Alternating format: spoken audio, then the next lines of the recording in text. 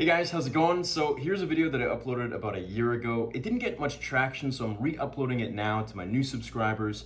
This video has a lot of sweet information in it regarding Kamino before the Clone Wars. So what the planet actually was, what the species looked like, what they did, and you'll be surprised to know that it wasn't always a water planet. How it came to be that, well, you'll find out in a minute.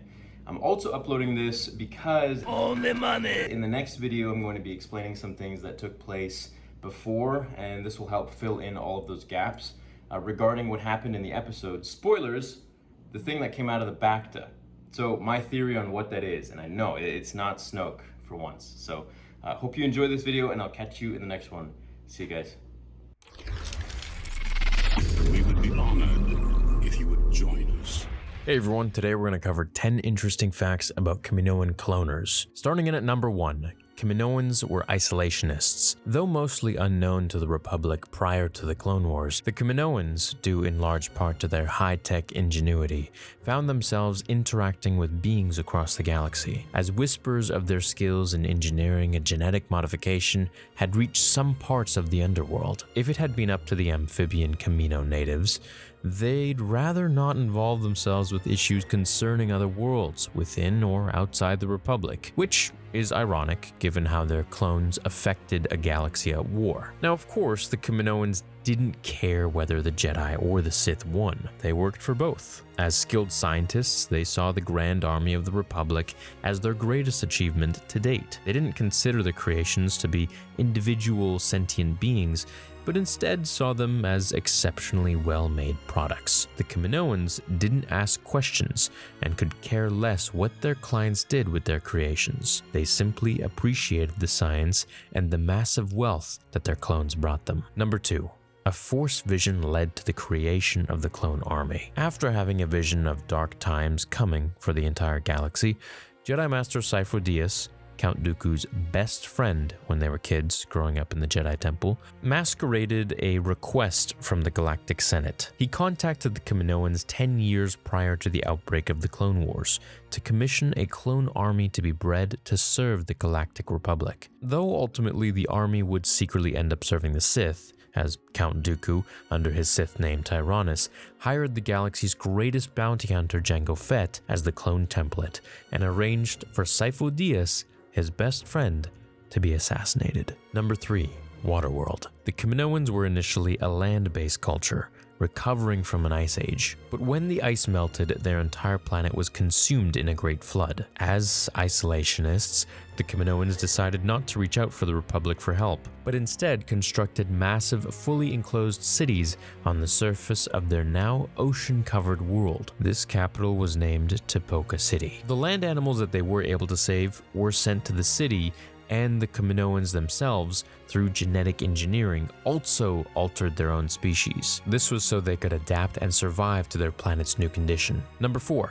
They made water their ally. Taking advantage of their water-filled surroundings, the Kaminoans used hydrogen, harvested from their seawater, to create an endless supply of energy, which was then used to power all the technology in the cloning facility and their cities. On the actual set, when George Lucas was shooting the movie, he too took advantage of the water around him by using sprinklers that were placed in an elaborate system on the ceiling stage. From there, his production team could control the rainfall and used giant fans for wind as Obi-Wan and Jango Fett fought. Number 5. The Kaminoans were inspired by Steven Spielberg. The designs of the Kaminoans, their pearl white luminescent skin, their long thin necks, the deep-set dark glassy coated eyes, and their underdeveloped noses and mouths were inspired by the 1970s retro aliens in Steven Spielberg's Close Encounters of the Third Kind. The Kaminoans' looks and movements were made spindly and graceful, as George Lucas wanted to contradict their calmness and serenity with the turbulent and violent storms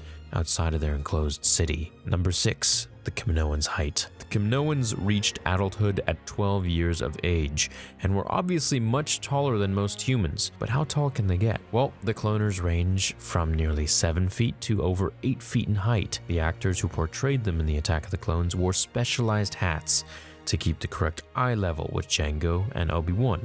These hats were essentially fancy hard hats with a sculpted Kaminoan added to the top of it. 2 different hats were made for each actor. The female Kaminoan who escorted Obi-Wan around the cloning facility was Taun We, who was just shy of 7 feet, while the other member of the amphibious species, Prime Minister Lama Su, was measured at 7'6". Number 7. The Kaminoans' transportation. Now, they were pretty fond of using large winged, gliding, air whale type creatures.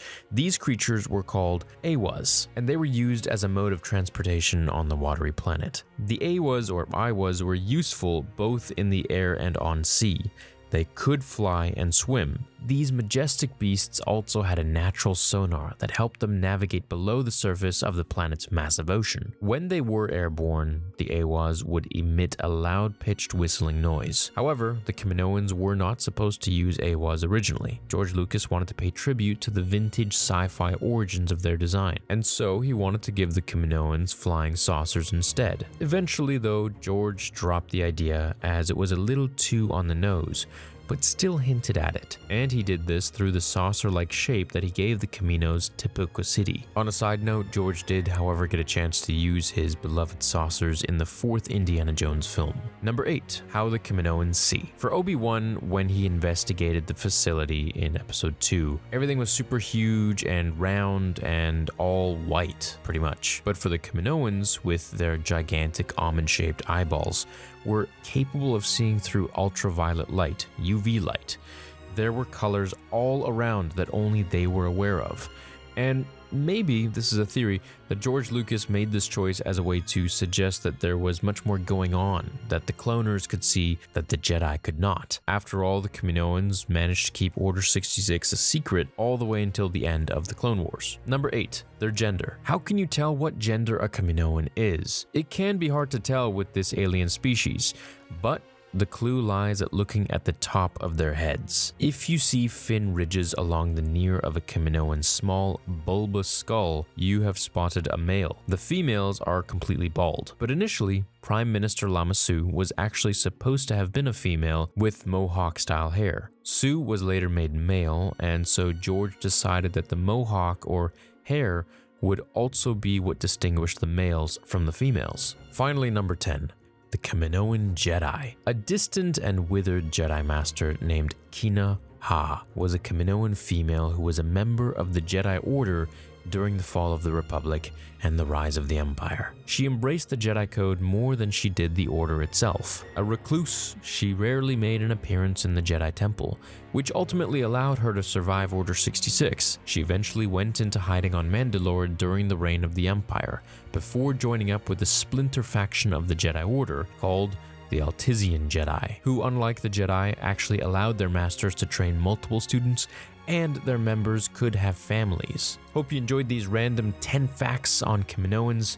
The cloners were pretty interesting creatures. Oh yeah, and let me know if there's any fact that I left out that you really like and you wanted to put into this video, and maybe I'll make a part 2. I hope you have an awesome rest of your day, and I will catch you in the next episode of Star Wars Theory. Until then, remember, the Force will be with you always.